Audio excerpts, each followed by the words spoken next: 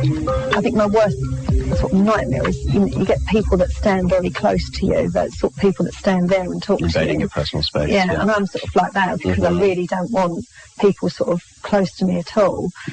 If somebody sort of, my sister, for example, may have, be crying or something. Basically, when somebody's upset, it would be very difficult your for you to feel. natural reaction would be to sort of throw your arms around them, give them a hug. I've seen other people do it, and I think, I just couldn't do that. You can't do that. Okay, so worst case scenario, something terrible had happened for your sister, and she really needed a shoulder. What would be the worst possible thing that could happen under those circumstances? I don't know. Maybe they would recoil or something. Okay. How would that make you feel? Ashamed. Okay. Ashamed. All right. How likely do you think that sort of reaction is going to be? Let's say on a scale of 1 to 10.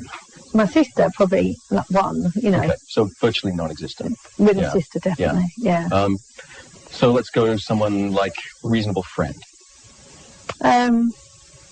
No, I don't think that's very likely, even with just a friend, but maybe somewhere in the middle, or maybe, in my mind, I would think that they would then go home and say to their other half, Carol gave me a cuddle today, but I really feel as if, somebody should have a word with her or something, So, if this particular person, has an issue, so what?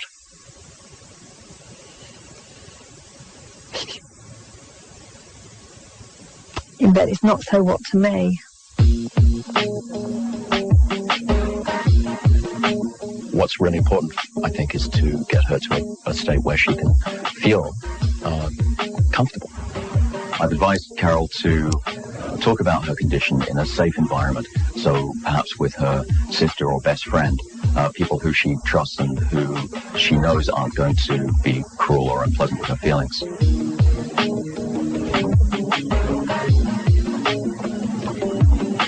Jeremy has forced Carol to realise that her secrecy is now more of a problem than the smell it is meant to hide. I realise now that you can't live like that, you can't keep everything inside. Quite often it's my last thought at night and the first thought in the morning. And I think if I'm sort of honest with people and it's a more open thing, then I can keep it in proportion. I don't think I've got anything to lose. Excuse me. There's no going back for Carol. She's about to take a giant step and confess her secret to those closest to her. Thomas recently had his first bad experience as a fish odour sufferer. You started making your Easter cards yet, Tom? At school? Some child said she wasn't sitting next to Tom because he smelt, basically. That did upset him because he's not aware of the smell himself. Vicky is concerned her son's condition is getting worse. She's taking him to the Children's Hospital in Birmingham to see Thomas's consultant. We've noticed it getting sort of worse, the odour.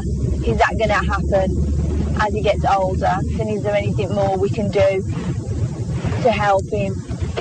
And Thomas has his own question for the doctor. I want to ask the doctor, when will it go? Keep going. Dr. Chris Hendricks is monitoring Thomas closely because he's so young. When are we? You're nearly there. Look there, you're nearly there.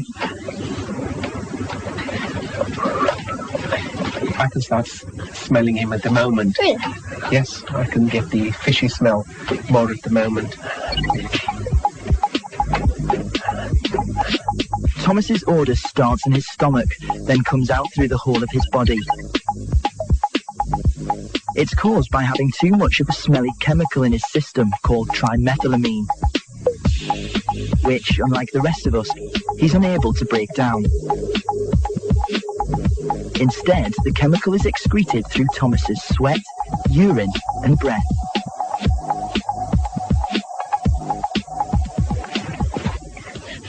Smell a little bit.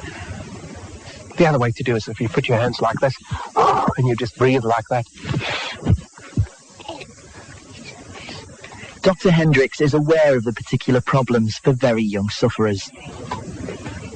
These children would get in situations where they are being called names, and it's not unusual to find oh, that's the smelly one in the class, sit away from him or her. And I think that becomes the social stigma. To be honest, last week, that was the first time I've really smelt it on his breath. It's always in his hair or on his body. But last week was the first time. That's why I thought, is it getting worse? Or because we've only just noticed it on his breath.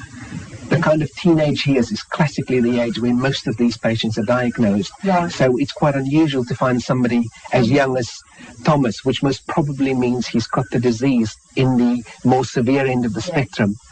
Tom, have you got a question? Yeah. When will he go? When will it go? Unfortunately, never. What we can do is we can deal with it, so we can make it better, and we can teach you ways of doing things that it's not as bad, but it won't go away ever, unfortunately. So we'll have to find a way to make sure it's not a big problem.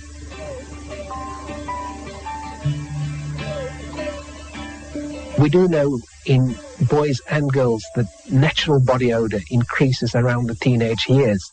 So in Thomas's case, that would happen in the next few years. Combine that with the odor of rotting fish as it's sometimes described, his problems is likely to increase as he's getting older. And also we know that young children are usually fairly kind to their peers, but this tends to change as they move into the teenage years. Thomas's condition may be forever, but there is still hope of him living a normal life.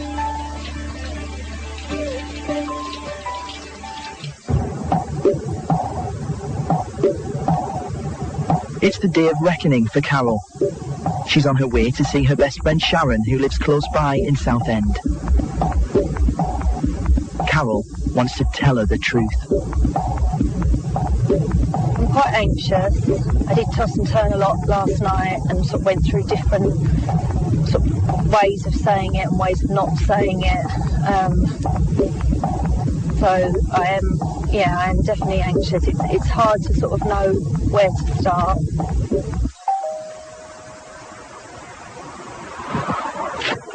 Hi. All right. Yeah. After bottling it all up for so long, Carol doesn't even know where to start.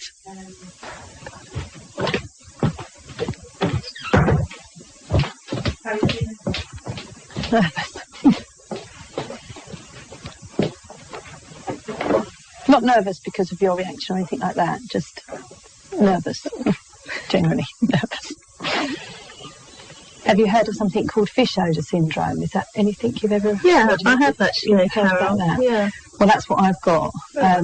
Unfortunately, this sort of odour comes out of sort of your skin pores. It can come out of your urine. It can come out of your breath. It does not really like a body odour in the traditional sort of sense of it, really. You may have detected it. No, never. That's what I'm saying. All these years, and we've been on holiday to Crete, and when it was really hot. And you haven't got anything to be ashamed about, Carol. Well, I realise that now. But I think people think... I'm not trivialising it, because obviously it's such a...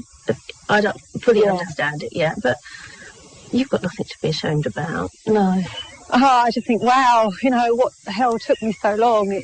I literally could feel the weight come off my shoulders, physically feel it almost. It was just like, oh, wow, I just felt so much better for talking about it. Possibly even a bit silly. Just think, my God, why did I take so long to tell her? I'm still a little bit nervous now because I know I've got to go and do the same thing again with my sister. So I'm not completely want to run around the room because I'm still a little bit nervous about what's to follow. Bye, Rambo. Come on, Denise is Carol's only sister. They've always been close, so she's finding it difficult to admit she's been hiding something from her for so long. Really nice. Okay, time to sort of to do my thing, really. Time to start talking about it.